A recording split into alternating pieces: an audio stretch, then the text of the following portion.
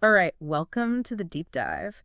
Today we're diving into, as you might have guessed, Empire of Illusion by Chris Hedges. Oh, yes. This is, we've covered some dense stuff in the past, but this book, it's like Hedges took a magnifying glass to how fake so much of American culture has become. And not just, surface level stuff. Right. He's talking about, like, illusion baked into our entertainment, our politics, how we educate people. It's kind of unsettling when you start to see it everywhere. It is. And the way he connects these different areas, it's not just, oh, here's illusion in Hollywood and here it is in Washington. He kind of makes this argument that it's all like feeding into the same beast almost. Right, yeah. It's systemic. So that's what we want to unpack today, Ray. Yeah. How do these illusions actually work? Why are they so effective? And, most importantly, why should we even care? Like, what's the real world impact of living in a culture that's so, I don't know, obsessed with these kind of manufactured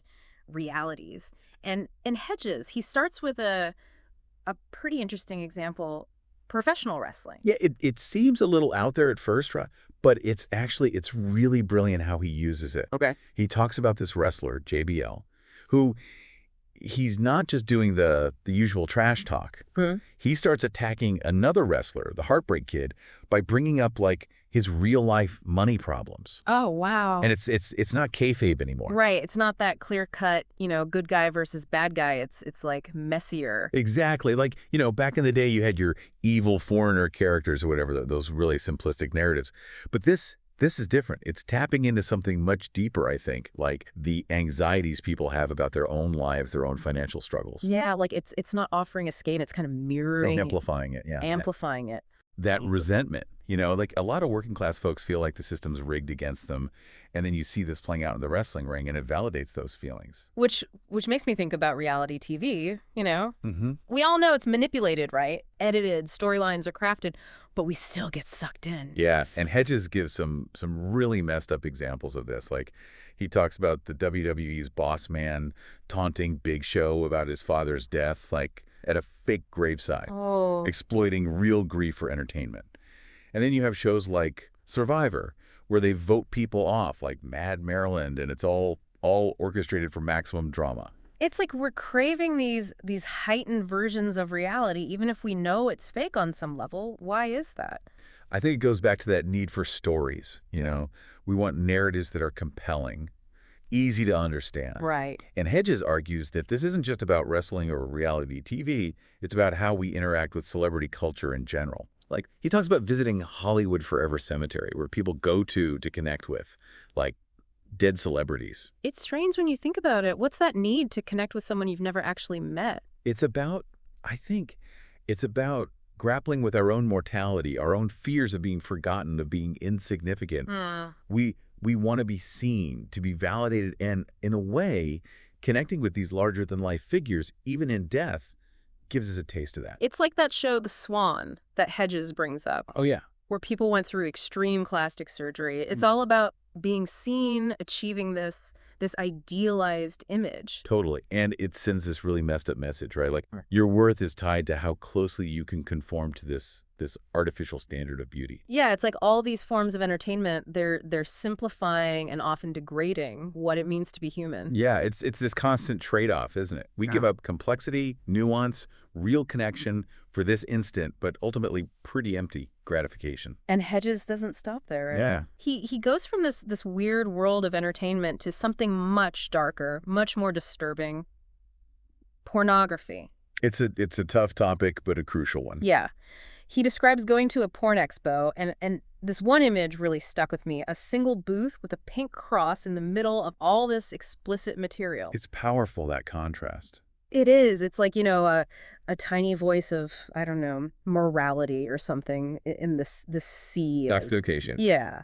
And Hedges argues that porn has become so violent, so dehumanizing. Right. It's not just about sex anymore. It's about power control, reducing people, especially women, to objects. Yeah, and he brings in this really heartbreaking story of Jersey Jackson, a former porn actress. Her story it's so important because it shows the real-world consequences of this industry, the trauma, the abuse that so often gets hidden behind the fantasy. It's like we're being desensitized to real human suffering, to the actual people involved. And Hedges mentioned seeing these life-size silicone dolls at the It's expo. creepy, right? It is. It's like the ultimate manifestation of objectification, of removing any trace of humanity. It makes you think about like what this is doing to our understanding of intimacy, of relationships. Absolutely. When you're constantly bombarded with these distorted images, these unrealistic scenarios, it warps your expectations, your sense of what's healthy, what's respectful. And Hedges argues that this erosion of reality, it's not just happening in the entertainment world, it's happening in our education system too.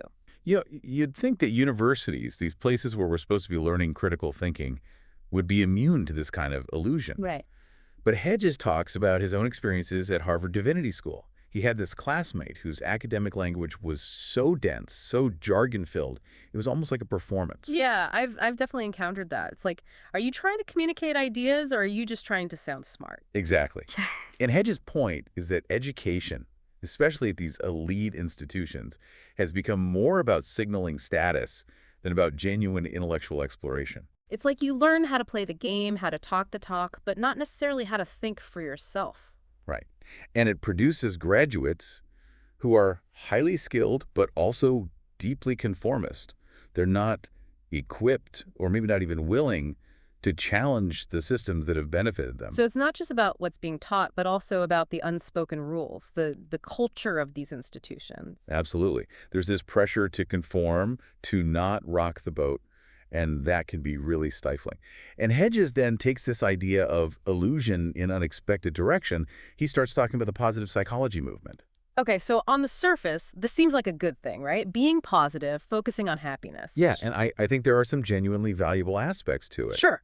But Hedges, he went to one of these positive psychology conferences, and he describes this almost cult-like atmosphere, like this relentless emphasis on manufactured happiness. What's wrong with being happy? It's not about being happy per se. It's about how this focus on positivity can be used to suppress dissent, to avoid dealing with real problems. Okay. Like, imagine a company that's exploiting its workers, paying them low wages, giving them terrible benefits, and then they bring in a positive psychology guru to tell everyone to just be happy, to focus on their mindset. Oh, I see. It's like putting a Band-Aid on a bullet wound. Exactly. And Hedges draws some really unsettling parallels between this and the techniques used by totalitarian regimes. Whoa. It's about control, right? You keep people focused on feeling good, and they're less likely to question the system, to demand change. So it's not that positivity is inherently bad, it's about how it can be misused. Right. We need to be able to acknowledge and process negative emotions, to confront difficult truths if we want to grow as individuals and as a society. And that leads into Hedges' really big, kind of scary argument that America itself has become a kind of illusion. Yeah, he points to all these contradictions, right? Like the crumbling infrastructure, the massive national debt, the growing social unrest. We still cling to this myth of American exceptionalism. It's a powerful myth, a comforting one. It's tied to the American dream, this idea that anyone can achieve success through hard work. But Hedges argues that the dream is increasingly, Unattainable. yeah, the wealth gap is widening, social mobility is declining. And for a lot of people, it's just too painful to admit that the dream, as they've always understood it, is basically dead. So they cling to the illusion. They cling to it. And this illusion is deeply intertwined with our economic system, specifically the idea of the free market. How so? Hedges argues that the free market, as it's often presented, is another illusion. We're told it rewards hard work, that it's the best system for everyone. Right. But in reality, in its unchecked, deregulated form, it becomes this incredibly destructive force. It enriches a tiny elite at the expense of the majority. And he gives some really clear examples of this, like NAFTA.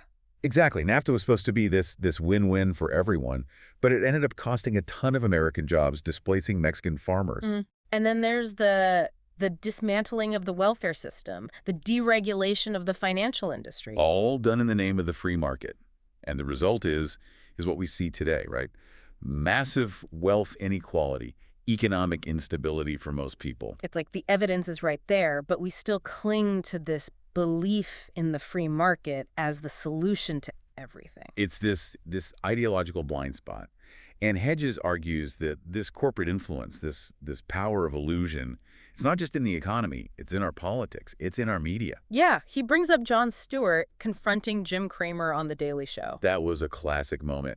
It exposed how much of the financial media was basically just cheerleading for Wall Street, Right. even when they were doing incredibly risky, reckless things. And Hedges talks about how the corporate-controlled media uses spectacle, personality-driven narratives to distract us from the real issues. Right. It's all about keeping us entertained, keeping us consuming, keeping us from asking too many questions. He mentions Bill Moyer's analysis of Dick Cheney and the lead-up to the Iraq War. Yeah, it's a chilling example of how easily the public can be manipulated by carefully crafted narratives, even outright lies. And it's not just incompetence, right? Hedges argues that this is deliberate, that those in power are actively using illusion to maintain their control. It's a system designed to keep us passive, unquestioning. So yeah, it's a pretty bleak picture, this empire of illusion. It is. But does Hedges offer any hope? Like, what can we even do about this? Well, I think the fact that he wrote the book, the fact that he's trying to expose these illusions, is itself a sign of hope. Okay. The first step is recognizing the problem, right? Yeah. And then we have to start taking action, building alternative structures, creating a society based on real values, real connection. That sounds huge, though. Like, how can any one person make a difference against all of this? It can feel overwhelming, definitely. Yeah. But Hedges emphasizes that even small acts of resistance matter. Like what? Like choosing to read a book instead of mindlessly watching TV. Having real conversations with people instead of just scrolling through social media. Right. It's about reclaiming our attention, our agency, making conscious choices that align with our values. And that connects to Robert Lane's work on happiness, right? Exactly.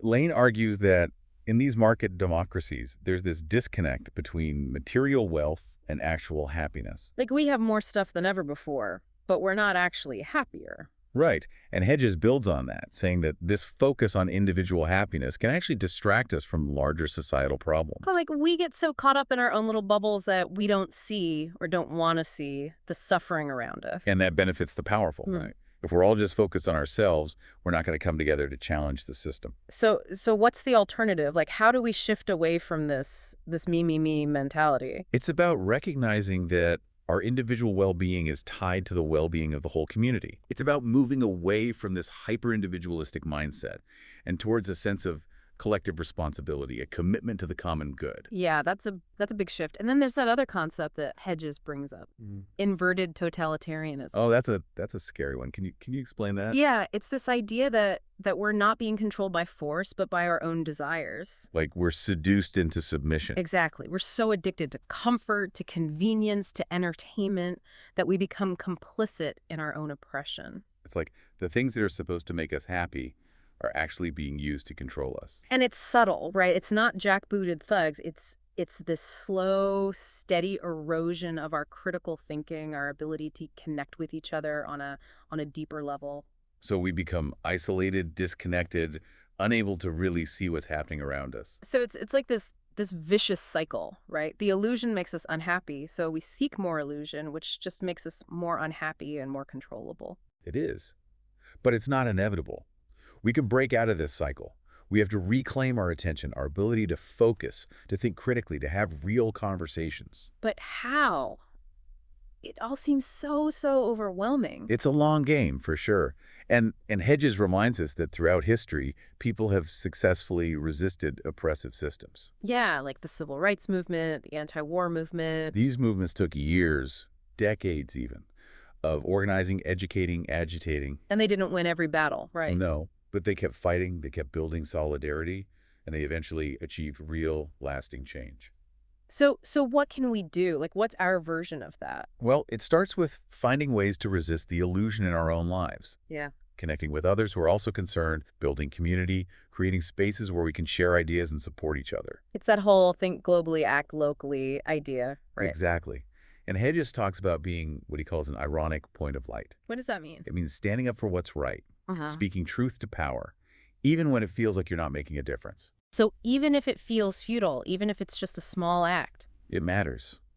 Because those small acts, when multiplied across thousands, millions of people, they can create real change. And it starts with each of us taking responsibility, not just for ourselves, but for our communities, for the future we want to create. Right. We have to remember that we have agency.